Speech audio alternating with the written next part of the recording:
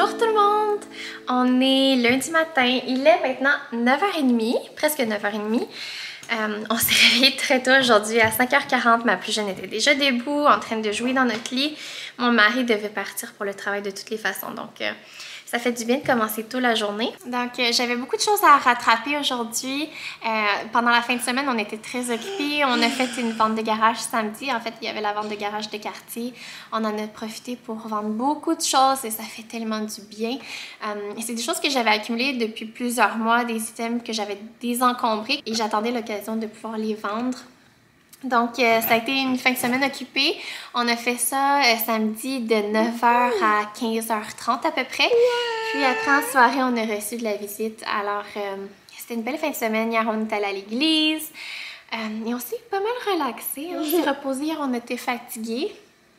Alors, le travail et les tâches ont pris un peu de retard. Alors, ça fait du bien de commencer tôt la journée pour accomplir toutes ces tâches. On a nettoyé la salle de bain, on a passé l'aspirateur, on a nettoyé les miroirs, on a fait la vaisselle, on a parti un lavage, on a plié des vêtements. Hey, qu'est-ce qu'il y a? Qu'est-ce qu'il y a? Tu veux un bisou? Ce soir, on reçoit mes parents. Alors, je voulais être sûre que la maison soit accueillante et propre. Alors c'est ça, je me suis dit que j'allais peut-être vlogger aujourd'hui. J'ai malheureusement pas eu le temps de planifier les vidéos que je voulais pour cette semaine, ni la semaine prochaine. On est tellement occupés. J'ai un peu plus de travail au travail aussi, un peu plus de travail à la maison. Non mais, s'il te plaît bébé. Alors j'aimerais vous partager au courant de cette journée, au travers de ce vlog, quelques façons ou quelques exemples pratiques que j'essaie d'appliquer quotidiennement pour vivre de façon plus intentionnelle. Pour que ces choses que je fais de façon répétitive, qu'elles puissent être plus spéciales, qu'elles ne soient pas ordinaires, mais au contraire qu'elles soient à chaque fois une occasion de vivre pleinement. C'est sûr que ma situation est assez particulière. Mon mari travaille des 12 heures, je suis à la maison la majorité du temps avec les filles. Elles ne vont pas à la garderie, je travaille pas à temps plein à l'extérieur de la maison. Mais je pense que c'est des façons qui sont transposables dans différents styles de vie ou cycles de vie. Une des façons pour moi les plus simples de commencer mes journées de façon intentionnelle, c'est en faisant un peu de journaling ou de planning. Pour moi, c'est tellement important d'organiser ma journée, de me créer des objectifs pour la journée, mais aussi de planifier des pauses en travers de ma journée. Sinon, facilement, je peux remplir ma journée de tâches, de stress en me mettant beaucoup de pression à devoir accomplir chacune de mes tâches ou de mes objectifs dans la journée. Pour moi, ça commence par une bonne planification au courant de ma journée de tout ce que je veux faire, en commençant avec peut-être 3 objectifs prioritaires. C'est une façon vraiment d'organiser mes pensées, d'organiser ma journée, d'être plus efficace au courant de la journée. C'est aussi une occasion de ralentir, de juste réfléchir à ma journée. Souvent, dans notre vie journalière, quotidienne, on peut facilement tomber dans de la redondance puis oublier d'apprécier le moment et l'opportunité qu'on a chaque jour de vivre. On sait pas qu'est-ce que le lendemain nous réserve. Alors, je pense que ça vaut la peine de vivre pleinement, de profiter de chaque journée de façon sage et avec discernement, évidemment. Mais pour moi, je pense que ça vaut la peine de chaque matin commencer ma journée en remerciant Dieu de cette nouvelle opportunité, de cette nouvelle journée qui commence. Chaque jour est une opportunité d'enrichir notre vie, d'enrichir la vie de d'autres personnes, d'avoir un impact. Alors, je pense que c'est super important d'en profiter, puis au lieu de tomber dans cette routine, puis dans cette lourdeur. Souvent, on se réveille le matin, puis c'est très robotisé, c'est très mécanique. On a notre routine, on s'en va au travail, on a juste hâte que la journée termine, on a juste hâte à ce que la fin de semaine arrive et on oublie d'apprécier peut-être des petites choses qui nous entourent. De faire un journal de gratitude ou juste de prendre le temps de se focusser sur ce qui est positif dans notre journée ou dans notre vie nous permet de détourner un peu ce qu'on appelle le negativity bias. En gros, le negativity bias, c'est le fait qu'on est wired, on est un peu programmé pour retenir ou vivre plus profondément des événements qui sont négatifs et à les laisser nous atteindre d'une façon qui pourrait nous causer de l'anxiété pendant toute la journée, pendant la semaine. Ça peut être des petites choses, ça peut être des grandes choses. Ça peut être par exemple quelqu'un nous a coupé sur la route et puis ben, on peut réagir très négativement puis être frustré et garder cette frustration encore pendant des minutes ou des heures, même si l'événement s'est déjà produit, il n'y a rien à faire, eh bien on s'attarde sur cette émotion qui était négative. On va retenir plus facilement le négatif dans la journée que le positif, en gros. Pour contrebalancer cette tendance naturelle qu'on a, c'est de se focusser alors sur les choses qui sont positives, puis essayer de mettre de côté, d'oublier ce qui était négatif dans notre journée, dans notre semaine, dans notre vie, et vraiment de souligner les belles choses pour qu'on puisse dwell in those things, dwell in the positive, demeurer dans un état qui est positif. Oui? Est-ce que ça vous tente qu'on aille dehors manger la collation? Quelque chose qui est super important pour nous dans la planification de notre journée, c'est de passer du temps à l'extérieur. Ça peut être d'aller au parc, ça peut être de prendre une marche, ça peut être de jouer à l'extérieur. Souvent, on va prendre notre collation dehors, de se ressourcer à l'extérieur, de prendre notre vitamine D, d'être entouré de cette beauté, de ces sons, de ces odeurs. Actuellement, les lilas sont en pleine floraison, alors ça sent tellement bon. Donc, on va aller se préparer pour aller dehors. Nami, je viens de nettoyer les miroirs, cocotte. Bravo, chérie. Attends, cocotte, on va essayer. C'est Sky.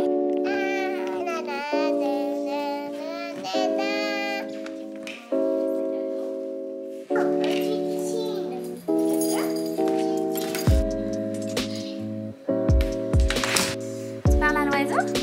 C'est quoi ça, l'oiseau, Lydia? Comment il s'appelle? Oui, en bulgare. Mais on l'appelle merle américain. Américain et aussi des poissons. Les fleurs. Oui. Les fleurs ouvertes. Tu veux montrer les belles fleurs? Les belles fleurs ici, ça. Ah!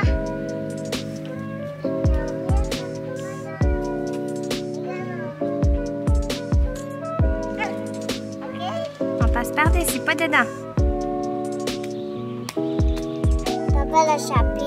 Papa y a échappé le turvé? Oui. Oh!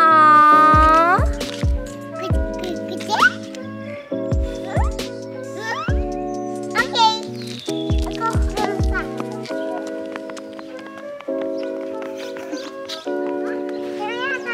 Regardez les abeilles.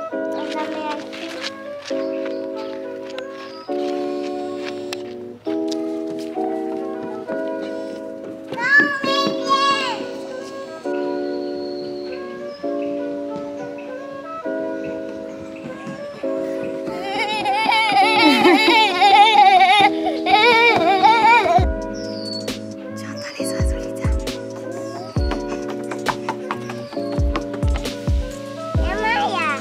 Il est où, Maya? On peut pas les toucher à moins qu'ils fassent dodo, hein, cocotte?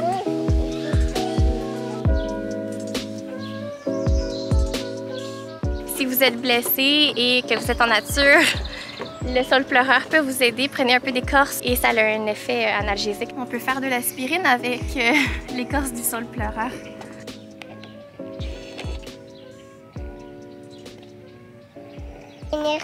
Nami, veux-tu tenir Sky? Pour nous, c'est tellement important d'incorporer une marche en nature ou une sortie à l'extérieur à tous les jours, juste pour qu'on puisse pas être toujours pris à la maison, à faire les mêmes choses, devant un écran. Pour nous, c'est une belle occasion de juste de ralentir et d'apprécier ce qui nous entoure, d'être submergé, puis de faire stimuler nos sens, que ce soit l'odorat, le son, la vue. On peut apprécier vraiment toutes les belles couleurs. Pour nous, c'est vraiment une opportunité d'apprentissage. On va dehors, puis on rencontre toutes sortes d'amis, d'amis sauvages. Justement, derrière la maison, on a eu la visite d'un renard et d'une renarde. Et ensemble, ils ont eu 3 petits renardeaux qu'on rencontre assez régulièrement, je dirais au moins toutes les semaines. Alors, c'est fun de les voir. On a beaucoup de lièvres. Alors, ça, c'est une façon pour nous de ralentir, d'apprécier ce qui nous entoure. Juste de se réjouir des petites choses. Ça nous fait du bien à nous, ça fait du bien à nos enfants. Il y a un effet tellement tranquillisant, mais aussi énergisant quand on est à l'extérieur, quand on est entouré de la nature. Qu'il fasse beau temps, mauvais temps, on sort dehors, on fait juste s'assurer de bien s'habiller. Il n'y a rien qui nous arrête et il n'y a pas d'excuse là à rester à la maison toute la journée. Mais oui, l'été, on en profite au max. Sky, elle est dans... Oh! Nami, Sky, elle est où? Là, on a une mission très, très importante. Lydia, veux-tu nous dire qu'est-ce qui se passe? Nami a lancé le Sky. L'oiseau a pris l'oiseau. Tu penses que l'oiseau a pris Sky? Moi, je pense pas. Oh, je l'ai trouvé!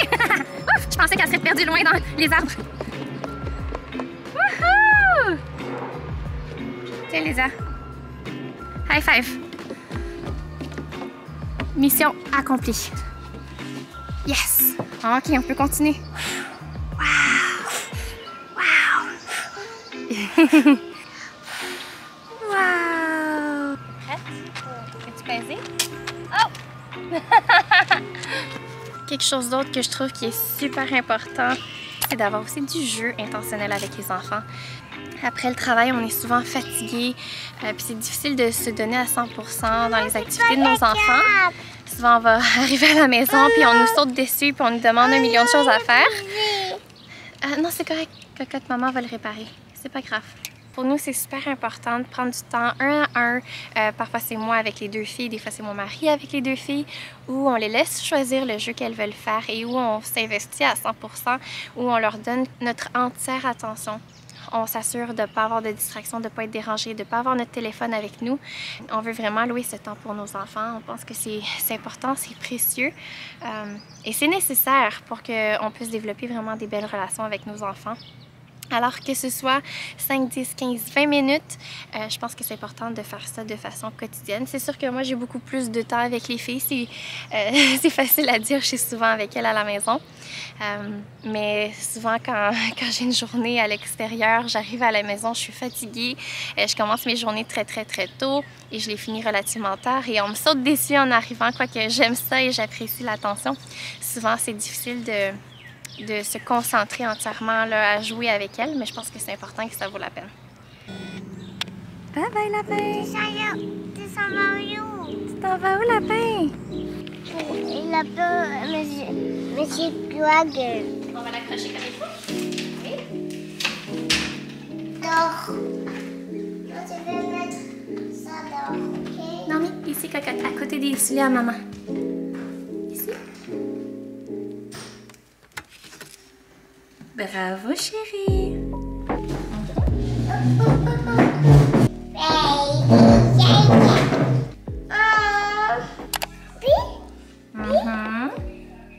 Des conseils que je pourrais donner par rapport au fait de manger de façon intentionnelle, c'est de prendre le temps de s'asseoir, de savourer le repas.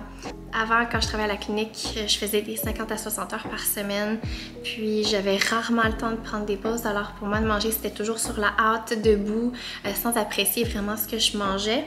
On passe beaucoup de temps dans la cuisine, on passe beaucoup de temps à préparer la nourriture et on finit par tout manger en moins de 5 minutes. Puis je pense que c'est pas une bonne réflexion de l'effort qu'on a mis dans la cuisine. Alors je trouve ça important de prendre notre temps quand on est assis à la table pour vraiment apprécier le travail qui a été mis dans la nourriture, dans la préparation des mets. Quand vous mangez, essayez de prendre votre temps, mastiquer longuement.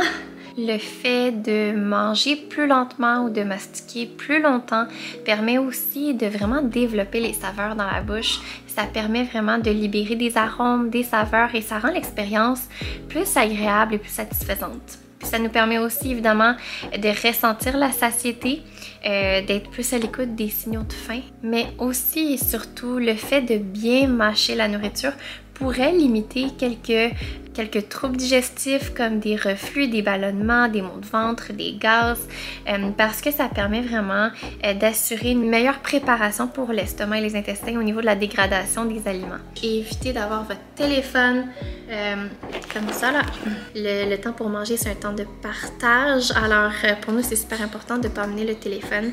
Juste se concentrer sur des discussions familiales et sur la bonne nourriture que Dieu pourvoit chaque jour pour nous. Bref, tout ça pour dire qu'il y a plusieurs bienfaits au fait de ne pas manger trop rapidement, comme j'ai la mauvaise habitude de faire. Alors, c'est ça. C'est quoi?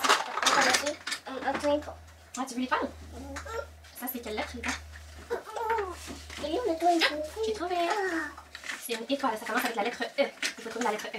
J'ai trouvé. E majuscule avec E minuscule. Donc là, un peu plus tard qu'une heure de l'après-midi, je viens juste de déposer les filles dans leur lit. On a mangé, on a joué un petit peu ensemble et on a cuisiné un petit peu ensemble. On a préparé, en fait, on a commencé le dessert et le souper. Et c'est ce que je vais continuer maintenant. Par le passé, j'aimais beaucoup cuisiner pour mon mari surtout. J'aimais explorer de nouvelles recettes, des techniques dans la cuisine. J'aimais particulièrement faire des desserts. Par ailleurs, maintenant avec les enfants, c'est devenu plus une obligation qu'un plaisir. Et on a tendance à répéter toujours les mêmes recettes parce que mes filles sont quand même un peu piquées, on peut pas aller trop épicé. Alors évidemment, on a dû s'ajuster avec les enfants, puis le fait de devoir cuisiner matin, dîner et soir pour toute la famille peut devenir un peu fatigant.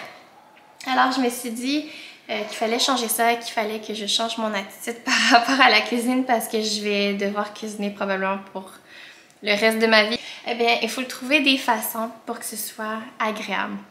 Alors pour moi, quand je cuisine, c'est de faire aller mes sens, de les stimuler avec les odeurs, avec les couleurs, et c'est d'avoir plaisir dans la cuisine. Alors c'est d'essayer des nouvelles recettes, d'être créatif dans la cuisine, d'avoir du plaisir, de jouer avec les couleurs et les textures. Moi, j'aime beaucoup intégrer mes filles aussi dans la cuisine. Je le fais pas tout le temps parce qu'évidemment, ça prend beaucoup de temps de devoir les impliquer. Mais pour moi, que ce soit plus agréable, c'est de favoriser justement cette activité-là en famille. Donc, qu'on se mette de la musique ou que ce soit dans le silence. C'est juste d'être ensemble, d'essayer des nouvelles recettes assez régulièrement. Nous, on aimerait se donner le défi qu'à toutes les semaines, on essaie une nouvelle recette. Juste pour qu'on puisse explorer différentes cuisines, différents ingrédients, échanger la routine, d'apprécier les couleurs, les odeurs, les sons. Je trouve que c'est quelque chose de très amusant.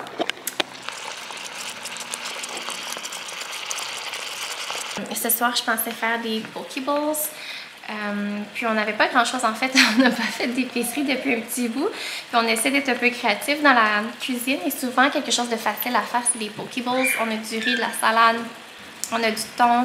J'ai fini le tofu, alors je me suis dit pourquoi pas des pois chiches. Puis j'ai trouvé une recette sur internet de pois chiches à l'asiatique un peu, avec des avocats, des graines de sésame, du gingembre. Alors ça, c'était mon autre conseil dans la cuisine, juste d'essayer d'apprécier le moment, puis au lieu que ce soit une tâche répétitive, qu'on puisse en profiter pour vraiment être stimulé par nos sens, en plutôt d'explorer, d'essayer quelque chose de nouveau, d'être excité par la nourriture. Oh! Oh! Je vais faire ça comme ça.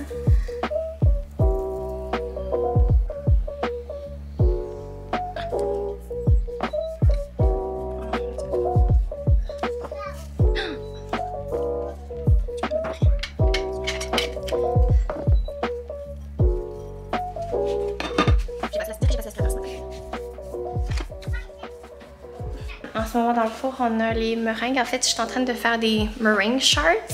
Ça va être servi comme accompagnement ce soir au dessert.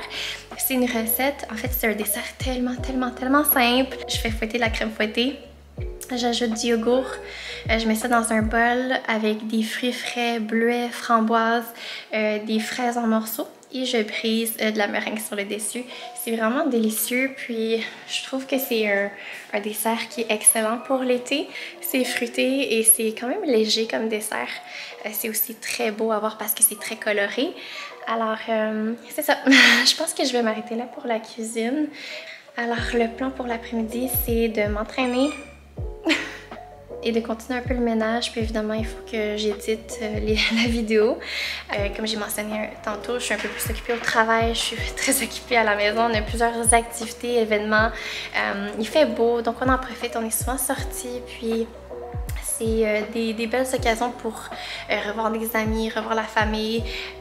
Donc on est un peu chargé et donc j'ai un peu moins de temps pour YouTube. Mais sinon c'est ça. Pour l'après-midi, pendant que les filles vont être en train de se reposer, je vais finir le ménage, m'entraîner, continuer du editing. Puis c'est pas mal ça.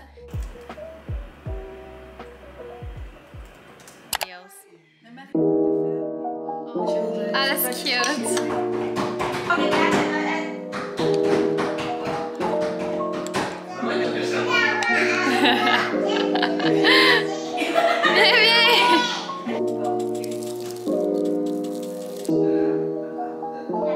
Mamie, je pense pas que t'aurais dû boire mon café, hein, cocotte?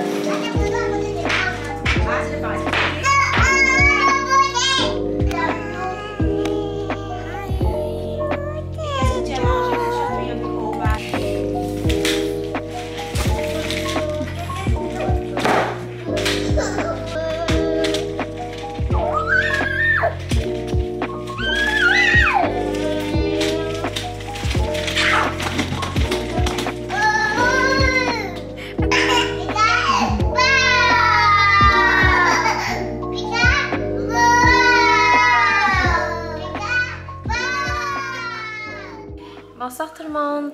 Alors il est 20h, je viens de déposer les filles dans leur lit et je voulais en profiter avant de me coucher de vous partager un autre exemple pratique d'intentionnalité, c'est d'éviter en fait les écrans avant le dodo.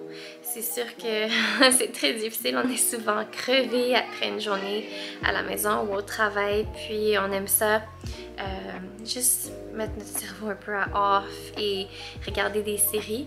Mon mari et moi, on a notre routine de dodo. Généralement, du dimanche au jeudi, on écoute Survivor ensemble. Alors, c'est quelque chose qui est précieux. Puis, on a aussi commencé à regarder MasterChef Australia. Mais généralement, on se sent beaucoup mieux quand on se couche sans les écrans et surtout avec un bon livre, avec de la lecture.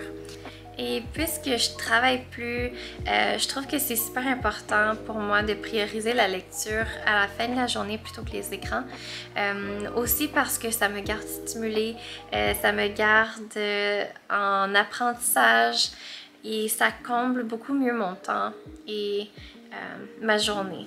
J'ai mon National Geographic, j'ai aussi un livre sur les hormones et la femme que ma soeur m'a donné et finalement j'ai The Return of the Gods que ma belle-mère m'a donné. C'est les 3 livres que je lis présentement. Finalement, j'aimerais faire une petite parenthèse sur ce qu'on appelle l'effet Zeigarnik. Souvent, notre cerveau est surchargé de tâches qui ont été inachevées. Donc souvent, à la fin de la journée, des fois, on a de la misère à se détacher du travail. On revient à la maison, on est encore stressé, on réfléchit à ce qu'on a fait, ce qu'on aurait dû faire, ce qu'on n'a pas fait. On pense à ce qu'on aura à faire le lendemain. Et c'est pas quelque chose que je fais à tous les jours, ça va vraiment dépendre de ma charge de travail, ça va vraiment dépendre de mes tâches et de mes projets.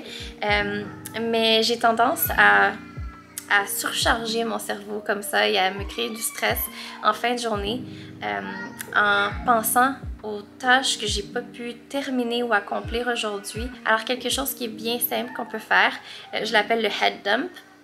C'est tout simplement d'écrire toutes les tâches qu'on n'a pas complétées pour qu'on puisse organiser nos pensées, que ça puisse sortir de notre tête. Une fois que ça a été transposé en mots sur papier, c'est beaucoup plus facile à organiser ma pensée et ma journée pour le lendemain. C'est un peu un reflet à mon premier exemple que je vous ai partagé qui est de faire un bon planning, une bonne organisation de la journée. Mais c'est aussi de bien terminer notre journée et d'être sûr que nos pensées sont organisées, que nos tâches sont classées et qu'il n'y a pas des choses qui ne sont pas terminées, qui restent dans votre tête ou sur vos épaules.